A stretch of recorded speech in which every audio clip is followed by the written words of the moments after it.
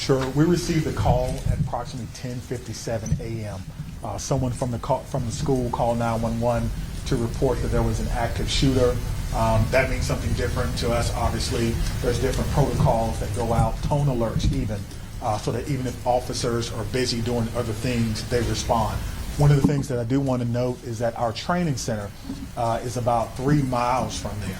We have special event team medics, those that work at the fire department, responded to this particular scene from their training day. So what began as a training day became an actual day. And so that's how this call originally came. Nicholas, did you have a question? What can you tell us, if anything, more about the shooter and what their motivations were, or have you made contact with their family members? Anything updated on that? Sure. There's nothing new that I can tell you about the shooter at this time. Again, as difficult as today is, that's still someone's child that's gone. That's still someone that has to deal with what happened today. And so we want to make sure that we can ensure as much cooperation as we can. You asked me about why. As I stated before, I don't know why. And I felt like if we did know why, we could stop these things from happening. But what I will tell you is, as soon as we are done with the investigation, any information that we uncover that will not compromise the safety of anyone involved or compromise the confidentiality of any of these children that are involved, we'll tell you. I just ask for your patience. All right, go over there. Sorry. Go right ahead. Chief, what kind of gun was used today? We know it was a handgun. We know a handgun was recovered. All right, sit down right there. Shooting confined to one classroom, or did it spread out? We know it was confined to one space. Do not know if it was a classroom or hallway. One of the things that we've gotten very good at, certainly different from in my day, is that if you do not need to be in a crime scene, you do not need to go to a crime scene. And so the crime scene and those persons who were involved, they have that crime scene locked down. Did not go or enter into that crime scene. But if you can imagine, most schools, the students go together, but they are segregated. So on each different floor, in each different group. And so there's no evidence that anyone else was injured that was not in the age group. What can you say at this time about how school staff responded? I cannot speak to how the school staff responded. We did have injuries, but it could have always, of course, had additional injuries. I do not know what the school's protocols are. Again, this is a private Christian school. I know that we have a very good rapport with MMSD, Madison Metropolitan Schools, public schools. So we have done trainings for them before, but I would assume that most of the teachers have the same or some similar type of training as a part of their certificate. There's conflicting reports online about how many students are enrolled at the school. Can you confirm approximately how many students attend the school? I do not know how many students attend the school, but their website says that they serve about 200 families. Right in the back, White. What kind of support systems are being made available to people who are affected by this?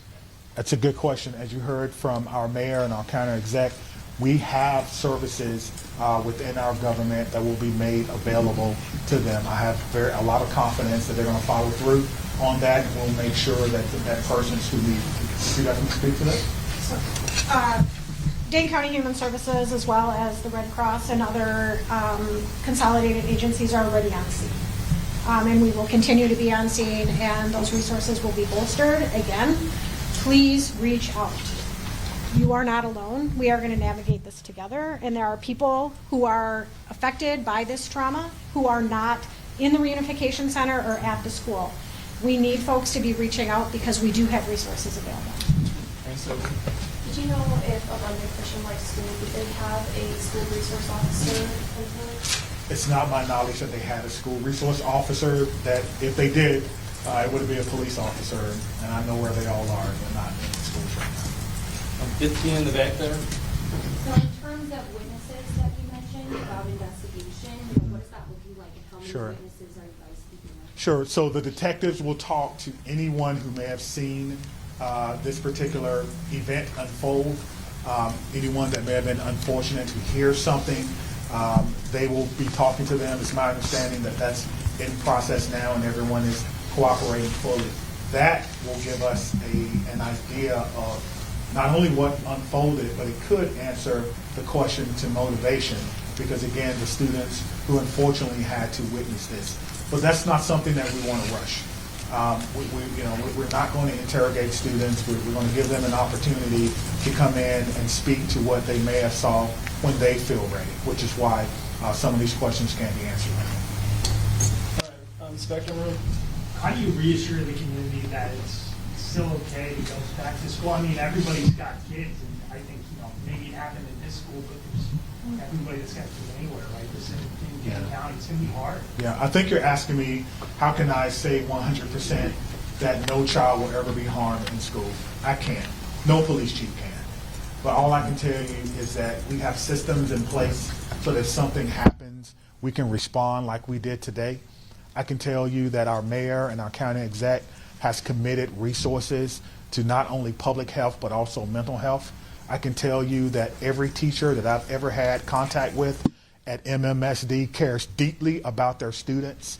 Every staff member, I talk to staff members all the time who tell me things that are going on in the schools and want to do whatever they can, even if it's unanimous, to let me know that they want to have a safe school.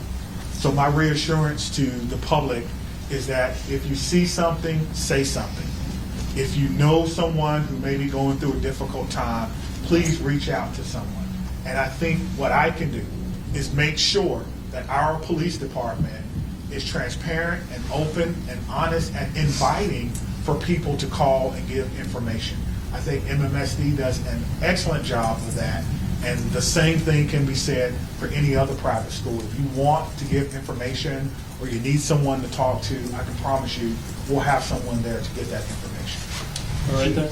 Understanding that this is a private school you may not be as familiar with, what can you tell us about sort of the physical features that are facing the school, whether it's metal detectors, entryway cameras, et cetera? Yeah, that's a good question. I've never been in this school, unfortunately. I'm not aware that there were metal detectors in the school. That's something that we can certainly look at. Most schools have some form of surveillance or public space cameras, but that will be, of course, part of the investigation process. Scott. Chief, can you clarify, you said 7 were injured, but 6 were hospitalized. Does that mean one's been treated for disease? And secondly, was the shooter's family cooperating with the investigation? Yeah, so it's 2 questions, but let me try to handle the first one. So I'm trying to go back to my notes. So we do know that one person was pronounced at the scene, and so that may be the 7th person. But we can get you all that information just when we're done. I'll have my PIO give that to you so you can report it accurately. And what was your second question? Was the shooter's family cooperating? At this time, yes, So you have made contact with the shooter's family? we have. And what were the steps taken to do that? It's through the investigative process. Okay. Is the shooter's home being searched? We've heard we have some information about that. Yes, obviously, once we have identified, we have initiated a search, but we think that search is either ongoing now or that search may be concluded. Of course, it's about safety. That's the first thing, making sure that people are safe, and then we'll go from there. This has been, an amazing day for everyone, and so if you have someone who is deceased, who may have been a shooter, you want to make sure that their family is okay. You don't know. And so that is what we're doing right now. It is about the safety of everyone. This is going to be a long day for the Madison Police Department. We just want some of your patience. Are you aware, had the school had any prior threats? And then just, jumping off of that, do you know if the shooter had any prior contact with law enforcement? We do not know that the shooter had any prior contact with law enforcement, but I did do a check of the school. There were some calls, but they were like 911 hang-ups, things of that nature. There was nothing that suggested that the school was a place that violence would occur. Chief, I know that you mentioned that the shooter died of a self-inflicted gun wound. Did that happen before officers arrived at the school or when the shooter saw officers coming into the school? Yeah, so let me say that the cause and manner in which the shooter died will be determined by the inmate. But what I can tell you is the shooter was dead upon our arrival, police department arrival, and no officers fired their weapons. Okay? Lucas? What are these search warrants you're executing? Are they at the residence on like a device the shooter had?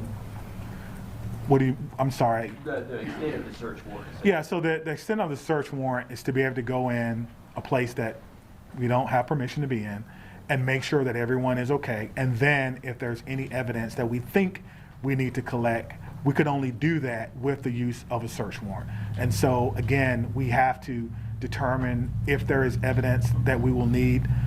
Everyone wants to know what led up to this. Are there any additional threats to public safety? Is this person or was this person by themselves? There are a lot of questions that we want to answer, but we have to answer the safety questions first, and then we'll move on to some of the more investigatory questions. Are you in possession of any of the shooter's devices?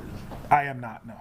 Catherine? I'm wondering about metal detectors. You mentioned in the first meeting that you were not a fan, and that this school probably doesn't have them. And do you know other schools that do? Do you think that that's something we should start talking about, metal detectors in schools? I guess the question is, would you want your child to go to a school with or without metal detectors? I can't answer that. I can't. Right now in a school Yeah, without them. yeah, absolutely. So the idea is to create the safest environment that we can without metal detectors. That is my answer. In the back there? Chief, this was Hey. a shooting at a Christian school right before the Christmas holiday. Can you address the impact of that? And is the Christmas holiday at all, in your belief, related to as a motivation for the shooting? Yeah, so to the question of motivation, we don't know why, but to the question of so close to Christmas, we have a lot of people going to be impacted. If it's a Christian school, then obviously our holidays, our Christian holidays are very important to the students, very important. It's a time for family. Students probably getting ready to go out on break, and now the break will be a little less about celebrating Christmas than more about celebrating perhaps friends and loved ones and staff members who perhaps lost their life. That's why I'm asking everyone to, of course, keep Abundant Life Christian School in your thoughts and in your prayers, and we'll get a couple more, okay? Okay, real quick, Phoebe. So it's a private school that takes public money through the voucher system. So what has this revealed about maybe gaps in security or training for staff? Is that something you're thinking about whether schools that are private but take public money need to be, kind of on par with public schools when it comes to safety? Well, what I'm telling you is that in 1997, I began my professional career as a public school teacher. I taught history for 4 years before becoming a police officer. So I did not get far enough to take courses in administration and budgeting of schools. I don't know what governs private schools, if they receive money, where that comes from. That would probably be a question that you would probably need to ask someone who's more intimately involved in the school system and what their requirements are if they do receive that. But you could probably compare what has happened or what goes on, their security measures, with the security measures of any school in MMSD, and then that may give you your answer. That's a very... Just one very quick follow-up. As you know, there has been some criticism to other law departments and their response to these school shooting incidents, particularly Uvalde. How did that inform your game plan today, and how quickly were your officers able to get into the school? What were they told to do? Sure. We train on this, as I spoke about earlier. When officers arrive on the scene, they immediately go in, which we did in this case, stop the threat, stop the killing, find the killer. That's how we train, and that's exactly what we did today. There's no waiting, there's no coordination of who's in charge. Everyone knows exactly what to do. I spoke about this earlier. We train on this constantly. Our commanders, including the fire chief and I, was in a commander's training less than 2 weeks ago, going over this exact same scenario for another fictional location. And so all of that came into play today, and our officers performed extremely well based on their training and based on the expectations that they know exactly what to do. Stop the threat, stop the killing, find the threat. All right, props for the follow-up. Can we just do one more? I was gonna say, For the current student. Wait, hold on, right here, right here. Thank you, Hello. all. Yeah. I think the questions have been asked, and we're straying a little far from what's most important at this point in time. and that is the victims and their families. I have 3 things to add. First of all, there is a lot that our community can and will do in the coming days to support the victims and their families, and we will have more information at future briefings.